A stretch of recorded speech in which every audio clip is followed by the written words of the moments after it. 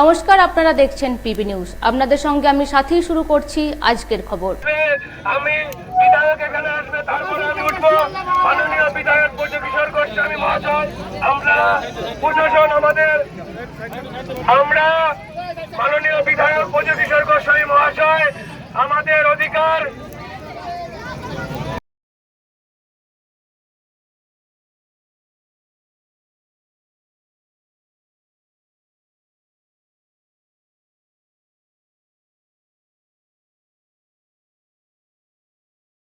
স্বামীর বিচারের দাবিতে আমাদের দিদির চোখের জল, প্রতিটি চোখের জল, নারীর চোখের জলের দাম আপনাকে মেটাতে হবে।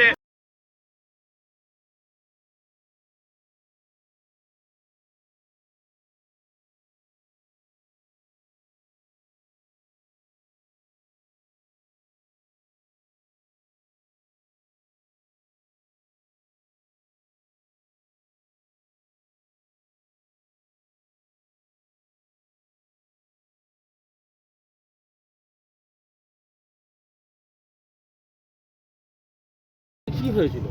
আজকে আমার স্বামী আমাদের রাস্তা কেটছিল, জগন্নাথ এমপি গেছে ওখানে গিয়ে বেড়াটা ভেঙে দিয়ে আমার স্বামীকে মেরে পুকুরে ফেলে দেয়। পুকুর থেকে মানে সিভিল ড্রেস পরা পুলিশ অফিসার ছিল ওখানে, ওনারা ঢিল ছুঁড়ে মারছে।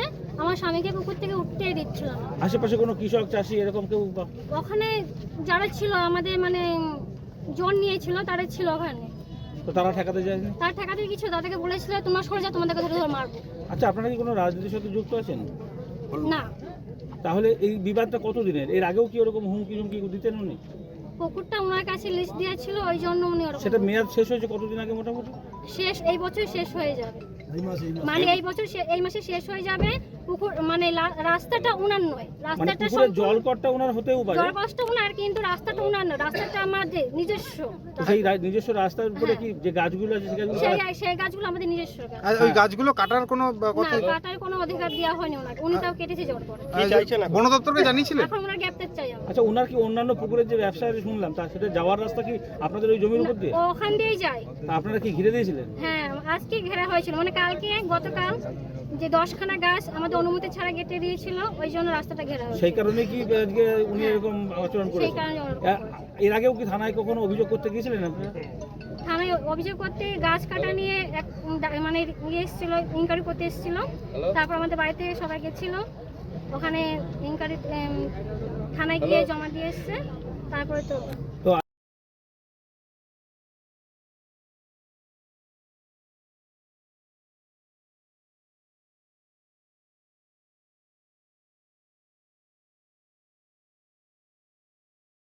পথ অবরোধ আমাদের এই রানাঘাট লোকসভার বিদায়ী সাংসদ জগন্নাথ সরকার একটা আদিবাসী কমিউনিটির একটা ছেলে, তার পুকুর লিজ নেওয়া ছিল, সে পুকুর লিজের মেয়াদ এই মাসে শেষ হবে।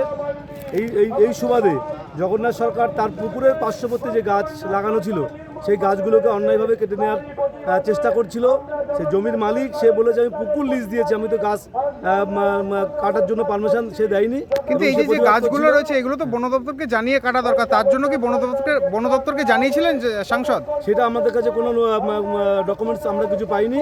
আমাদের মূল বক্তব্য হচ্ছে যে আদিবাসী সম্প্রদায়ের ছেলে, সে পুকুর লিজ দিয়েছে, পুকুর লিজের মেয়াদ এই মাসে শেষ হবে। সে কোনোভাবেই ওই পুকুরে পার্শ্ববর্তী গাছ কাটতে পারে না। এমনিতেই বিশ্ব উষ্ণায়ন চলছে, গাছ কাটা নিষিদ্ধ।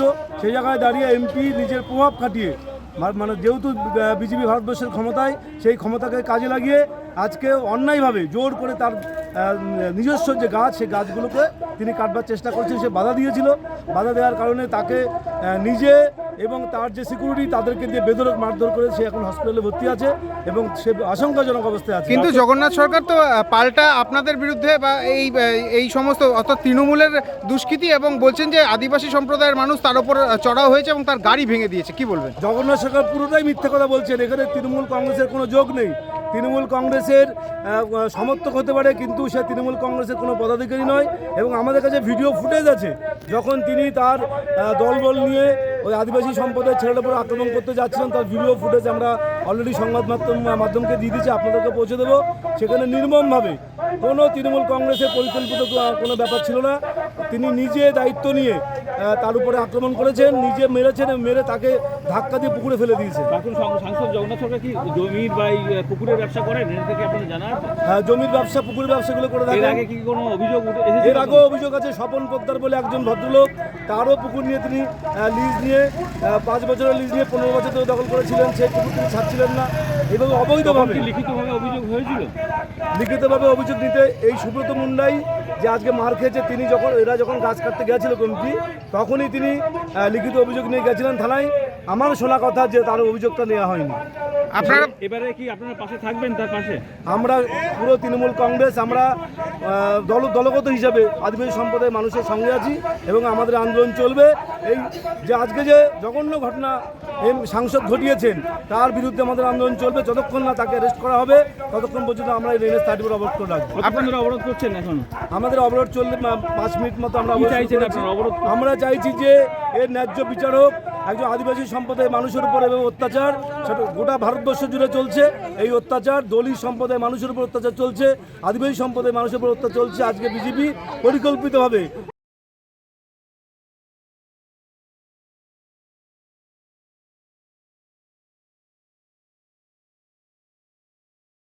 সবাই অবগত আছেন, আমাদের এক আদিবাসী ভাইকে আমাদের বিজেপির প্রার্থী জগন্নাথ সরকার মেরেছে বিনা অপরাধে, নির্মমভাবে।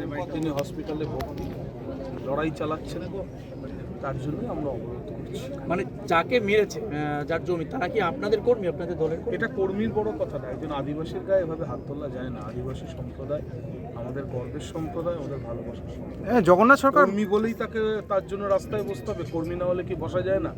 তাহলে প্রেস মিডিয়া যদি মার খায়, তৃণমূল কংগ্রেস বসবে না? জগন্নাথ সরকার বারবার অভিযোগ করছেন যে তৃণমূল আশ্রিত গুন্ডা বাহিনী ছিল এবং যারা তার উপর মারধর করার অভিযোগ তুলেছেন এবং তার গাড়ি ভেঙে দেওয়ার অভিযোগ করেছেন। প্রশাসন বুঝবে, উনি ওনার কথা বলতেই পারেন, কিন্তু এটা তো বাস্তব সত্য নয়। ঠিক আছে, আপনারা হসপিটালে যান, যে ব্যক্তি আহত হয়ে রয়েছে তাকে প্রশ্ন করুন, তিনিই বলবেন, আমরা বলবো। আক্রান্ত যুবকের ওনার এলাকাতেই বাড়ি? আক্রান্ত যুবকের ওনার এলাকাতেই বাড়ি? পাশেই বাড়ি, আমার বিধানসভার পাশে ব্লক দিতে পারি।